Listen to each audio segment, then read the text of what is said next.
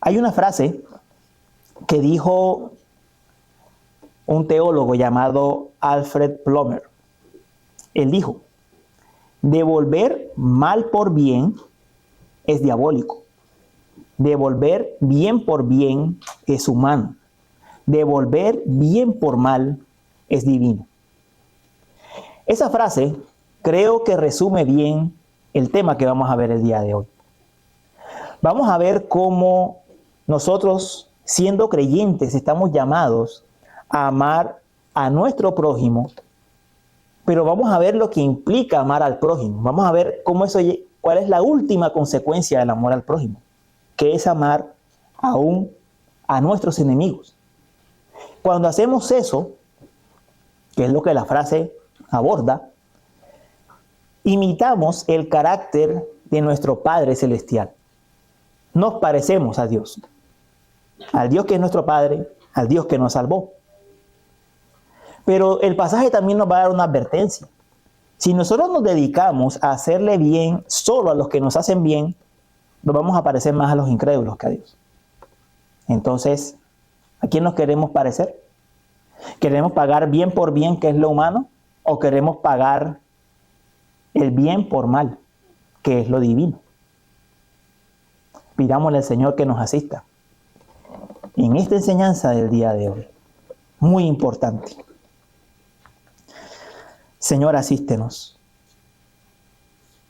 Nuestra petición es muy sencilla.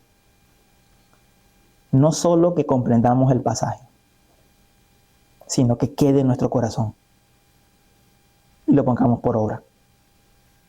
Ayúdanos, Señor. Es fácil tener el corazón distraído. Es fácil tener los oídos abiertos para oír, pero no para escuchar con atención.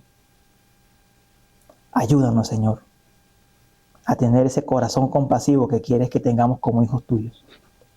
Te lo rogamos. Amén. Nuestra enseñanza se va a llamar Jesús enseña el amor hacia los enemigos y va a tener 3 puntos. El primero es la introducción que estamos haciendo al Sermón del Monte. El segundo es la enseñanza a los fariseos y el tercero la enseñanza de Jesús. Recordemos lo que hemos dicho.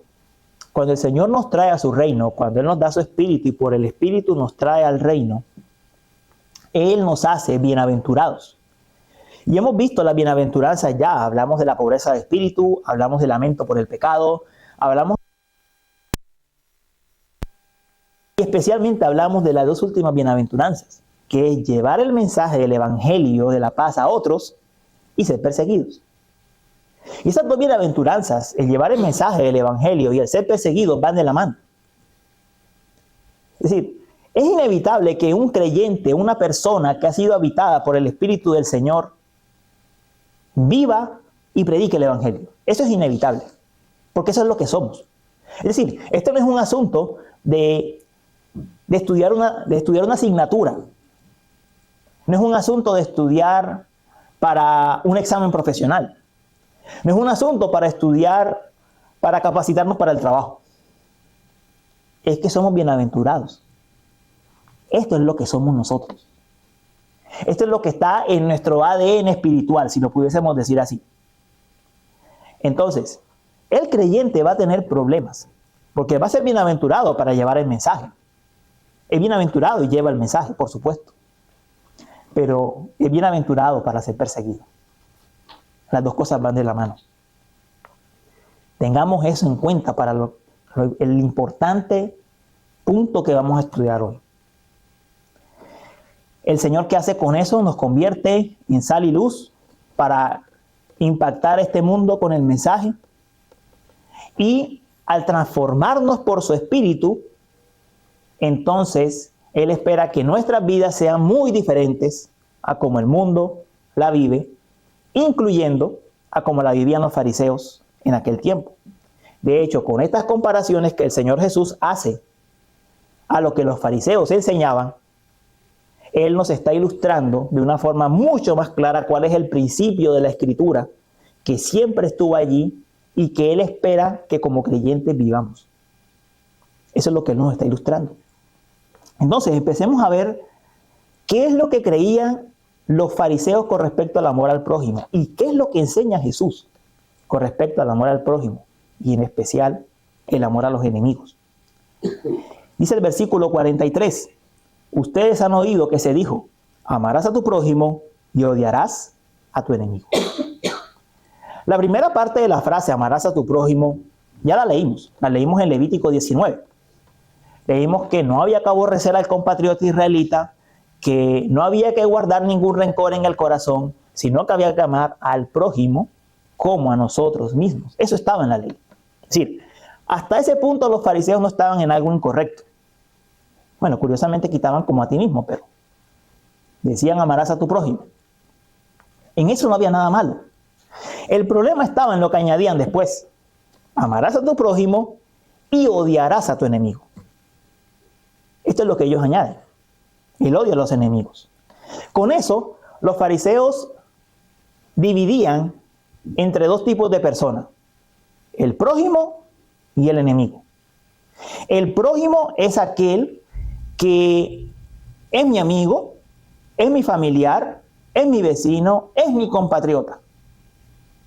Es mi cultura, es aquel con quien yo me identifico. Ese es mi prójimo. Así lo ponían los fariseos. El enemigo es aquel que no se parece a mí y sobre todo, en el caso particular de lo que estamos viendo, aquellos que no iban a creer el mensaje del evangelio y que se iban a oponer, iban a hacer oposición al evangelio. Así que los judíos básicamente dividían en dos, prójimo y enemigo. Para los judíos, ¿quiénes eran los enemigos? Los enemigos eran los romanos, los enemigos eran los samaritanos. Esos eran los enemigos de los judíos. Los romanos porque los tenían invadidos. Los samaritanos porque habían corrompido la religión judía, porque habían corrompido la religión enseñada en el Antiguo Testamento. Así que ellos dividían en esas dos categorías, prójimo, enemigo. Ustedes recordarán que cuando Jesús habló con la mujer samaritana, la samaritana se sorprendió. ¿Por qué? Porque normalmente un judío no hablaba con un samaritano. Ahí estaba la sorpresa. Ellos no hablaban, no tenían ninguna relación. ¿Por qué había este problema de entender la ley? ¿Por qué había este problema de entender la escritura? Bueno, en parte, el problema surge, y creo que aún surge hoy en día, porque tendemos a tomar algunos pasajes del Antiguo Testamento que resaltan las guerras que Israel vivió. A ver, Israel vivió guerra con los amalecitas, con los cananeos, con los filisteos, con los sirios y con muchos otros pueblos. Y tendemos a tomar esos pasajes y verlos como básicamente un llamado al odio. Como que a Israel se le dijo, tienes que odiar a esos idólatras, tienes que odiar a esos enemigos. Además, en los salmos hay salmos de juicio. Hay salmos que hablan de la destrucción que vendrá sobre los enemigos de Dios. Y vemos al salmista pidiendo la destrucción de los enemigos de Dios. Entonces, por esas razones, muy seguramente los fariseos decían, los enemigos hay que odiarlos. El problema es que esa es una deducción falsa. Esa es una creencia falsa. Porque el Antiguo Testamento, en varios pasajes, enseñaba que los enemigos había que considerarlos, había que servirles. Y vamos a ver un par de ejemplos. Vamos primero a Éxodo, capítulo 23. Éxodo 23, versos 4 y 5. Dice la palabra del Señor. Si encuentras extraviado el buey de tu enemigo o su asno, ciertamente se lo devolverás.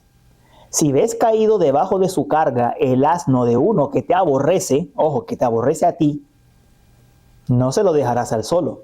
Ciertamente lo ayudarás a levantarlo. ¿Ordenaba en este pasaje tener consideración por los enemigos? Sí. Y no enemigos que yo buscaba. Ojo, el pasaje él mismo lo dice. enemigos que tenían algo en contra mía. ¿Tiene alguien algo en contra tuya? Ayúdalo. Y a ver, en aquel tiempo, perder un buey era un problema. Porque en la mayoría de los casos estamos hablando de israelitas con pobres, con pocos recursos, donde el buey era todo lo que tenía.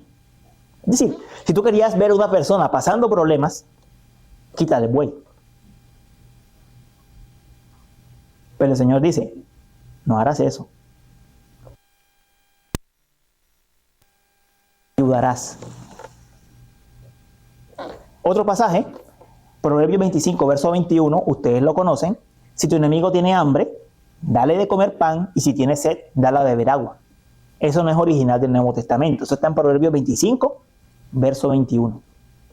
Entonces, aquí surge la pregunta de ayudar y dar de comer y beber. A amar no había sino un paso. De hecho, para tú ayudar a alguien que tenía algo en contra tuya, tú tenías que vencer tu propia prevención contra esa persona, tu propia hostilidad contra esa persona. A ver, yo creo que todos aquí hemos estado en la situación en que hemos tenido la oportunidad de ayudar a una persona que tiene algo contra nosotros. Eso no es fácil. Uno lucha. Como, ¿será que sí lo ayudo? ¿Será que no? El israelita tenía que tratar con eso, con esa disposición interna de ayudar aún a aquel que tiene algo en contra mía. Entonces vemos que el Antiguo Testamento hablaba por un lado de guerras contra los enemigos y por otro hablaba de ayudarles. ¿Se contradecía? No había contradicción. Porque cuando Dios ordenó las guerras para destruir algunos pueblos particulares, Dios lo hizo para traer juicio a esos pueblos. Y era orden de Dios traer juicio.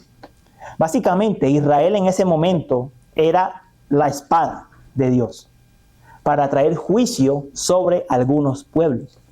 Pero eso no tenía que convertirse en la manera de tratar con todos los pueblos.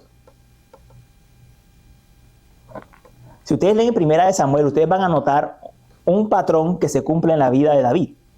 Cada vez que David tenía que ir a la guerra, David tomaba el efod con el sacerdote y preguntaba, Señor, ¿tengo que ir a esa guerra? ¿Vas a juzgar? Y el Señor respondía, sí o no. Porque era Dios quien ordenaba el juicio. No estaba en las manos ni de David ni de ninguno de los reyes simplemente en meterse en guerras porque sí. De hecho, cuando el hijo de Salomón, Roboam, intentó quitarle el reino a Jeroboam del reino del norte, que básicamente armó una guerra él solo y fue directo, Dios le dijo, no vas a ir, porque fue mi mano la que dividió el reino. Así que deja a Jeroboam tranquilo, tú quédate tranquilo. Entonces el Señor era quien tenía el control del juicio. Él era quien decía a quién se debía juzgar y a quién no. Con las guerras que Israel vivió, Dios no estaba dando una regla sobre cómo se debía tratar con el enemigo. Eran guerras que Dios ordenaba para juzgar pueblos particulares. Eso era todo. ¿Qué era lo que se le decía a los israelitas? Lo que se le enseñaba a los israelitas sobre los enemigos. Salmo 37, versos 1, 2, 5 y 6. No te irrites a causa de los malhechores, no tengas envidia de los que practican la iniquidad, porque como la hierba pronto se secarán y se marchitarán como la hierba verde. Encomienda al Señor tu camino, confía en Él que Él actuará. Hará resplandecer tu justicia como la luz y tu derecho como el mediodía. ¿Qué tenía que hacer Israel con los enemigos? Esperar. ¿Qué tenía que hacer el israelita con los enemigos? Esperar. Esperar en el Señor. Que el Señor defendiera su causa. No tenían que tomar la justicia por sus propias manos, ni tenían que odiarlos. Mira que el salmo que le cité empieza diciendo, no te irrites, no tengas envidia, no odies. No odies a tu enemigo. espera que el Señor libre la causa. De hecho, ¿cuál fue la promesa que se le hizo a Israel? Que se le hizo a Abraham. Que en él serían benditas todas las familias de la tierra.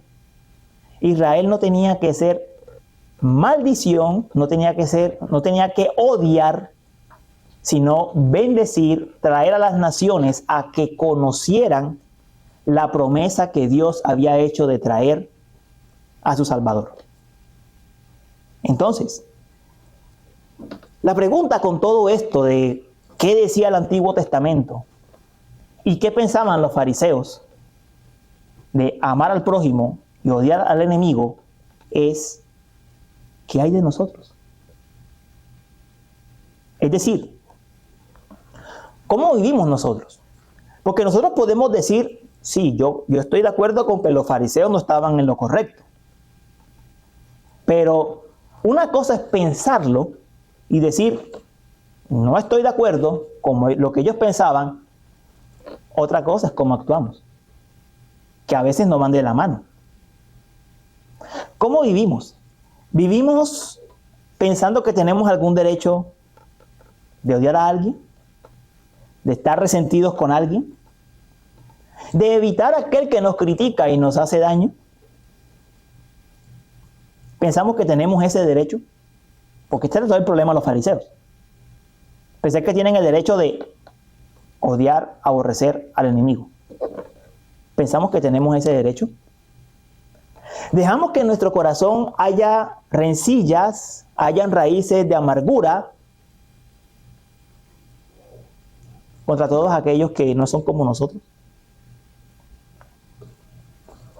Si ese es el caso, estamos diciendo que nuestro prójimo es el cercano y los demás no. No estamos en un punto muy diferente. Hermanos, vivimos en la ciudad de Tampa. Aquí hay muchas culturas. ¿Y sabes cuál es el problema? Cada uno de nosotros pensamos que somos la mejor. Y aún entre nosotros latinos.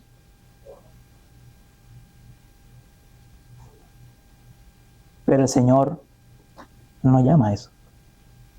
Mi prójimo no es a quien yo crea que está cerca de mí.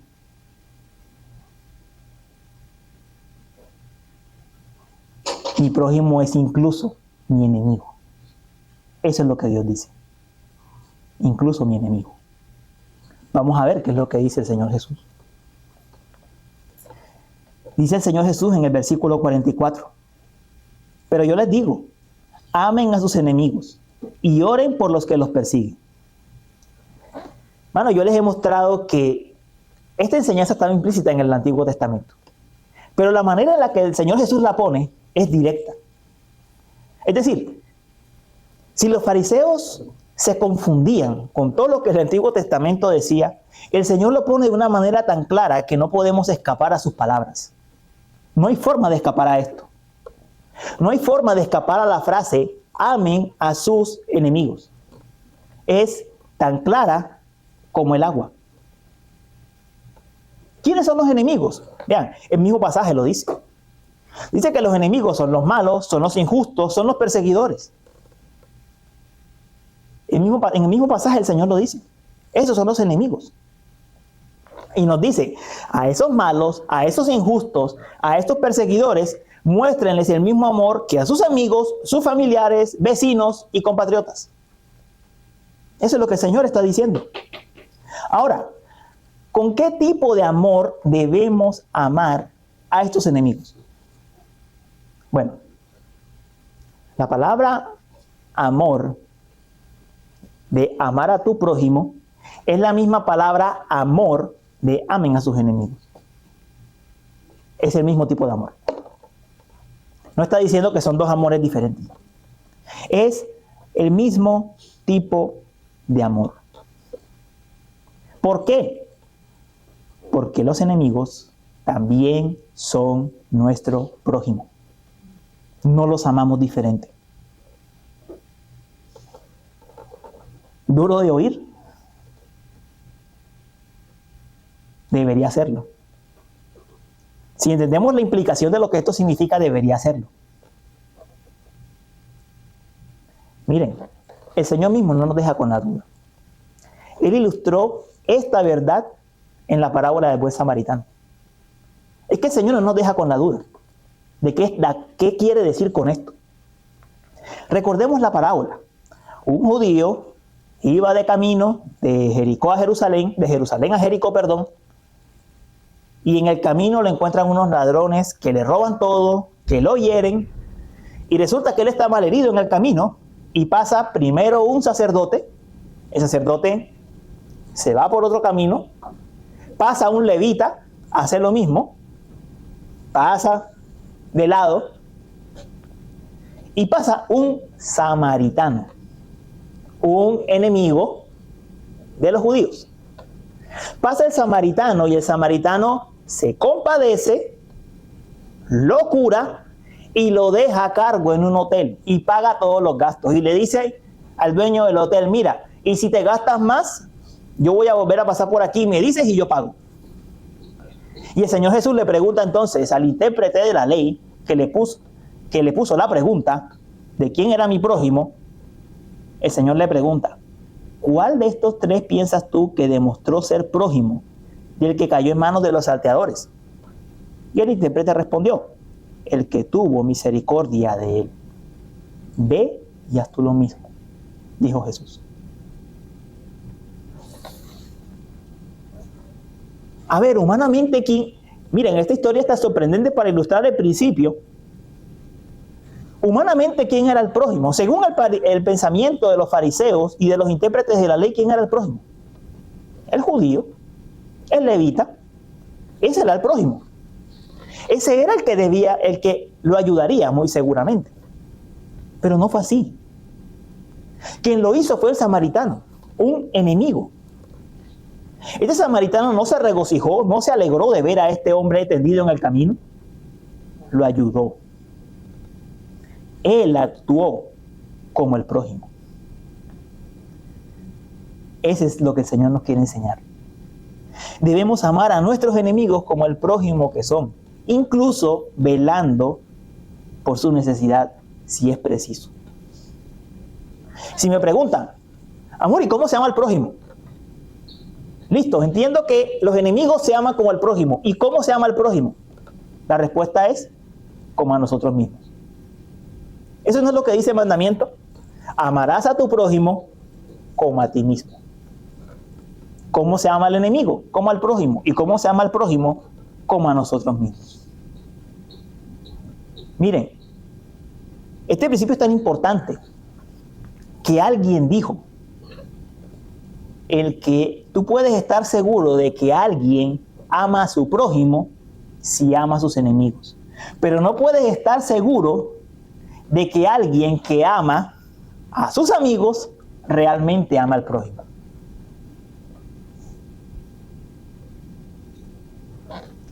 El amor a los enemigos es la prueba de fuego del amor al prójimo. Si el amor al prójimo es fuego, páselo por el horno del enemigo, de los enemigos. Si se purifica y pasa, ama al prójimo. Ahora, ustedes me dirán, mano, pero ¿cómo se pone eso en práctica? Bueno, Jesús no nos deja con la duda, porque en el mismo pasaje lo dice. En el mismo pasaje dice, amen a sus enemigos, bendigan a los que los maldicen y oren por los que los persiguen. Ahí está el cómo. Nos empieza a mostrar el cómo. ¿Cómo? Bendigan a los que los maldicen. ¿Y cómo los bendigo? Oren por ellos. El amor a los enemigos está íntimamente relacionado con la oración. Si tú oras por tus enemigos, es imposible que los odies. Porque en oración tú estás pidiendo lo mejor para ellos. Tú estás pidiendo que el Señor los rescate. Tú estás pidiendo que la enemistad, que la hostilidad se acabe. Tú estás pidiendo lo mejor para Él. Mire, yo me temo que una de las razones por las cuales se ve tanta rencilla en el pueblo cristiano es porque no oramos por nuestros enemigos. Y el Señor lo dice, háganlo. El Señor sabe que somos débiles. El Señor sabe que aún hay pecado en nosotros. Y sabe que no los vamos a amar con buena disposición a las primeras. Sabe que nos puede costar trabajo. Entonces, ¿qué nos dice? Usen el recurso de la oración. Oren por ellos y verán que orando por ellos, tu disposición hacia ellos cambia. Y lo mejor, incluso los puede salvar. Miren, el Señor Jesús, estando en la cruz del Calvario, oró, porque fue una oración. Dios mío, perdónalos porque no saben lo que hacen. ¿Y cuál fue el resultado?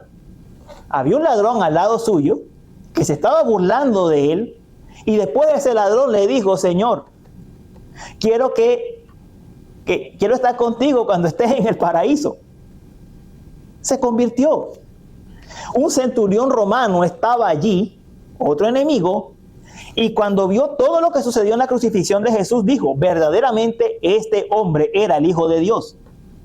Y después en el libro de Hechos, nosotros encontramos en Hechos 6, que muchos sacerdotes, muchos de esos que se opusieron a Jesús en su vida, se convirtieron. ¿Sirve orar por los enemigos? Sirve. Y mucho. Porque, digamos que el Señor no los convierte, al menos nuestro corazón hacia ellos cambia. Y eso ya es mucho. Eso ya es mucho. Ya no les temeremos. Nadie me va a decir aquí que cuando una persona tiene algo en contra de uno, uno no teme un poco. Uno no se quiere acercar. Uno no quiere molestar. Si tú oras por ellos, el miedo se vence. Porque lo que hay hacia esa persona ahora es amor, no temor. La Biblia nos da muchos ejemplos de personas que no pagaron mal por mal. Tenemos el caso de David, que fue perseguido por Saúl. David jamás levantó su mano contra Saúl. Y dijo, mi señor el rey. Siempre decía, mi señor el rey. Y pedía lo mejor para su señor el rey. David jamás levantó su mano contra Saúl.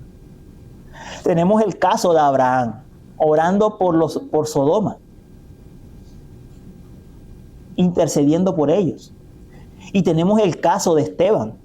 Esteban predicó el evangelio, los líderes judíos lo apedrearon, y él, lleno del Espíritu Santo, dijo, Señor, no les tomes en cuenta este pecado. ¿Y sabe qué pasa en el siguiente capítulo de Hechos? Que uno de esos que vio el apedreamiento, que aprobó el apedreamiento, Saulo de Tarso, se convierte. Esta es una gran marca cristiana. Amar a nuestros enemigos. Y en la versión de Lucas de la frase se añade algo más. En Lucas 6:27 dice, amen a sus enemigos y hagan bien a los que los aborrecen.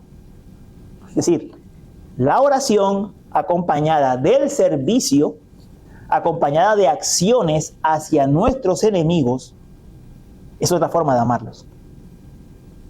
Es otra manera de amarlos. Y en ese amor a los enemigos, nos dice Jesús, es como manifestamos quién es nuestro Padre. Es como demostramos quién es nuestro Padre realmente. Es como demostramos que nuestro Padre es el Padre Celestial. El mismo Padre Celestial que entregó a su Hijo Jesucristo para morir por nuestros pecados. El mismo Padre Celestial que hace llover sobre buenos y malos, que hace salir su sol sobre justos e injustos.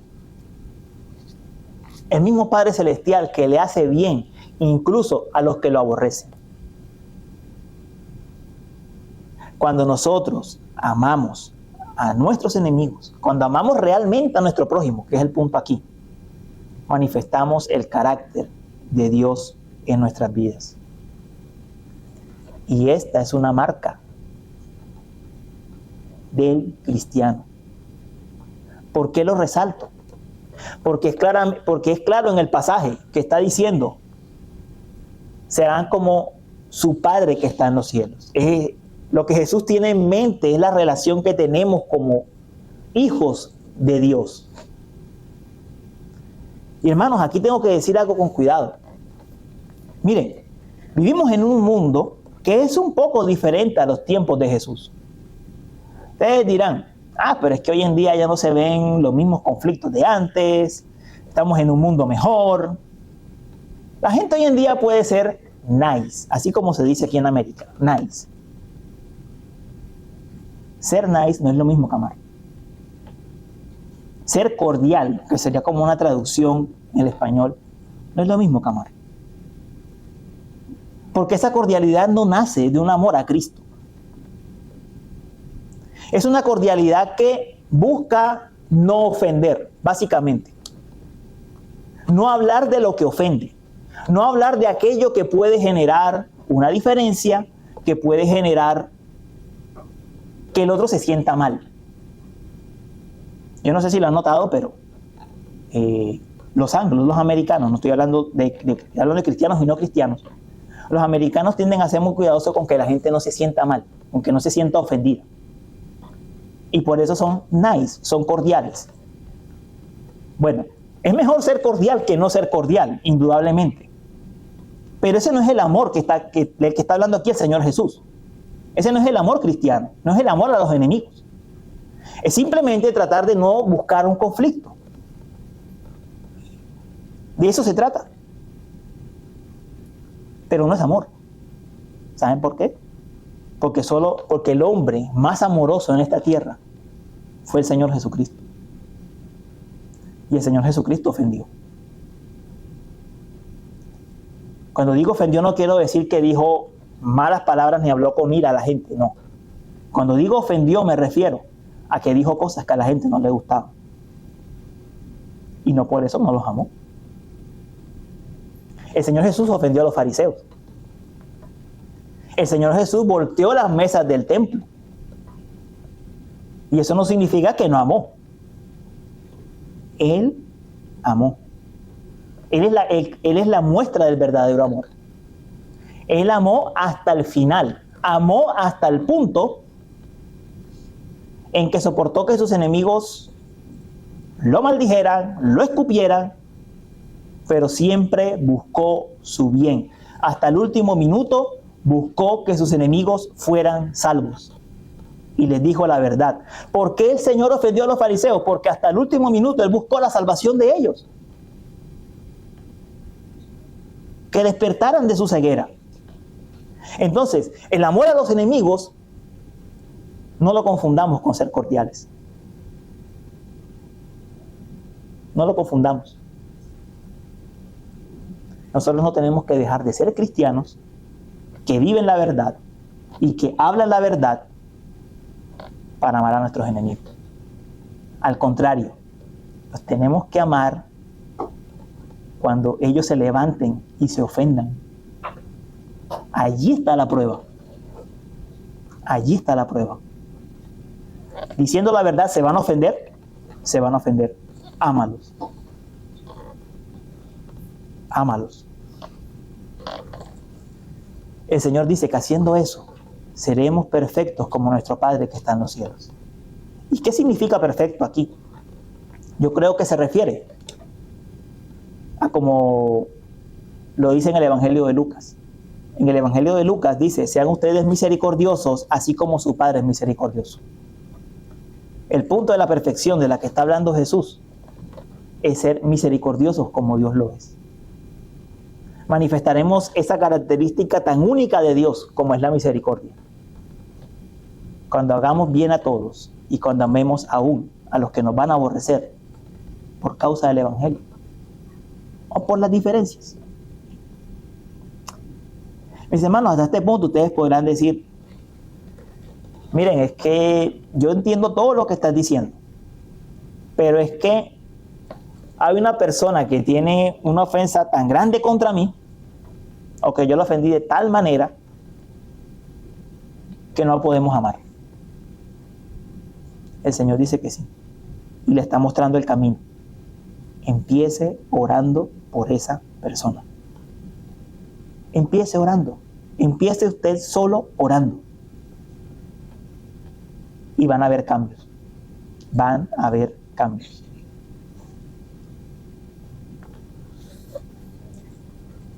Hermanos, así como Pedro y Juan fueron reconocidos como discípulos de Jesús por la manera en que andaban y por la manera en que hablaban, lo que este pasaje nos dice es que por la manera en que nosotros nos dirijamos a nuestros contradictores, a nuestros enemigos, a todos aquellos que no son iguales que nosotros vamos a ser reconocidos como hijos de Dios, de un Dios que es misericordioso.